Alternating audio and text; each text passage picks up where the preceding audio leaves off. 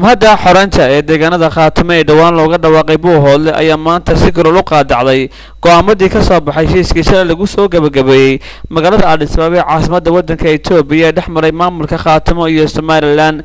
afhayeenka maamulka iyo maaliyadda ee jamhadda xoranta ee Khaatimo Axmed Maxamuud Doolaal oo warbaahinta kula hadlay Buuhoodle ayaa si adag ganafka ugu dhiftay wadahadalladaasi waana kan isagoo amuurahaasi ka hadlaya.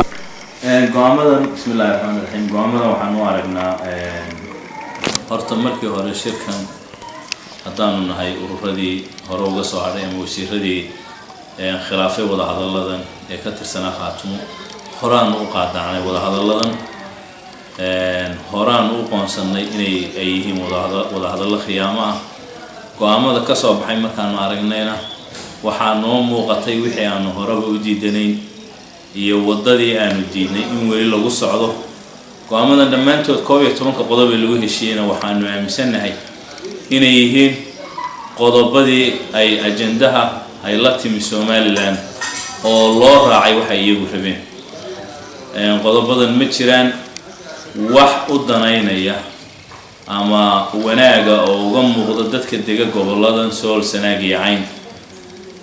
marka waxaanu leenahay qodobada iyo heshiiska la soo saaray waxaanu aragnaa mid xaaraana, mid lagu khayaamaynayo dadweynaha iyo ummadda degan goboladan Sool iyo Sanaag iyo Cayn. maaha midaan soo dhaweynayno, waa kuwaan hore u qaadacnay aan qoonsanay.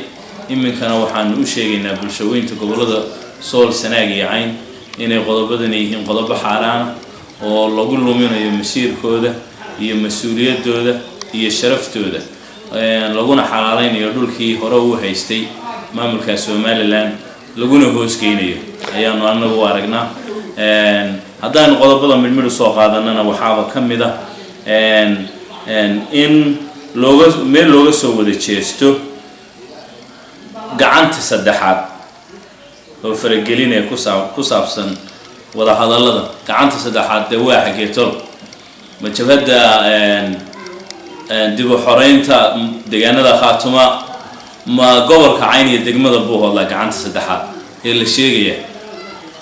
ilaa gobolka Cayn baan gacanta ugu jirin Somaliland hadda.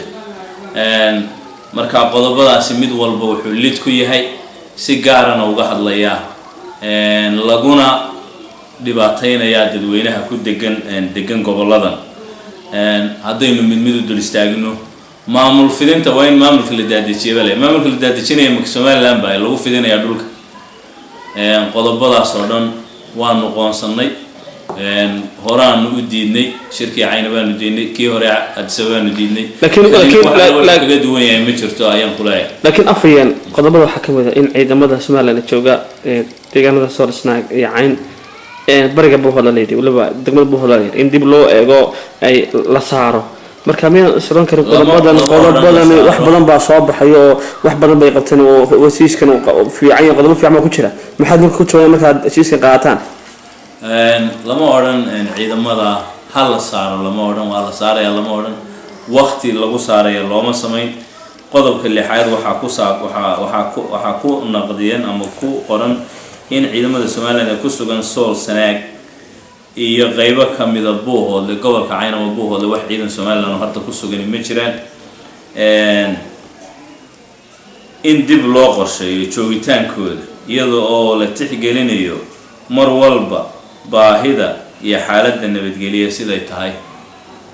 in dib loo qorsheeyo ma in la soo kordhiyo ciidamada annagu qorsheynta garan mayno. in dib loo qorsheeyo waxaan isleenahay waa la soo kordhiyo dhulkaan gacanta lagu haynaa haloo diyaar garoob sidii gacanta loogu qabnay in Somaliland ay ereyga u leedahay. marka waa la qaadayaa iyo qayb baa la qaadayaa, midna lama oran dib baa loo qorsheynaya baa leh. marka qorsheyntaasi deetolo xagee bay ku saabsan tahay. marka uma aragno 11 qodob dhammaantood midnaba uma aragno inuu dan u yahay goboladan Sool, Sanaag iyo Cayn. qodobka dadka lagu khayaameynaya waxaa ka mid ah in cunaqabataynta laga qaado hay'adaha gobolada Sool iyo Sanaag ka hawlgelaya caalamiga ama Somaliland baa cunaqabataynta saartay hay'adaha awalba may saarin. marka wadadka lagu khayaameynaya wax jira maaha. dadka waxaa la rabaa inay qodob walba dul istaagaan oo si xaqiiqdu ay ku jirto ay u fahmaan qodobadani waa dibandaabyadii iyo